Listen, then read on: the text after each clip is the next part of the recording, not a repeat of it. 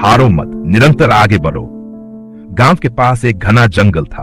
उस जंगल में एक छोटी सी नदी बहती थी। गांव के बच्चे अक्सर वहां खेलने जाते।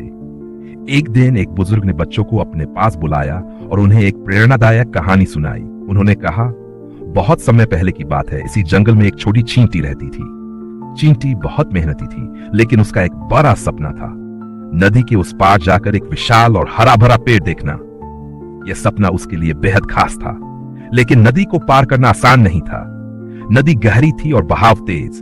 एक दिन चींटी ने ठान लिया, मुझे यह सपना पूरा करना है, चाहे कितनी भी मुश्किलें आए, मैं रुकने वाली नहीं हूं। उसने कोशिश शुरू की।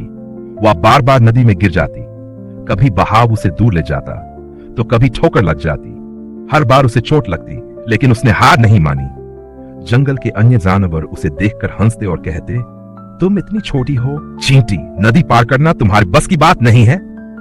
लेकिन चींटी मुस्कुराई और बोली, थकूंगी नहीं, हारूंगी नहीं, और जब तक अपने सपने को पूरा नहीं कर लूंगी तब तक रुकूंगी नहीं। कई असफल प्रयासों के बाद एक दिन चींटी ने एक सूखी लकड़ी का टुकड़ा ढूंढा। उसने उसे अपनी नाव बनाया।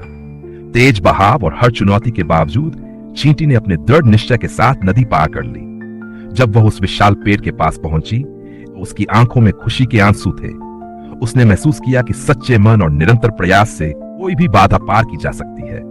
बुजुर्ग ने बच्चों से कहा, जीवन में कठिनाइयां तो आएंगी ही, लोग आपका मजाक उड़ाएंगे, आपकी मेहनत पर सवाल उठाएंगे, लेकिन याद रखना, जो थकता नहीं, हारता नहीं, वही जीतता है।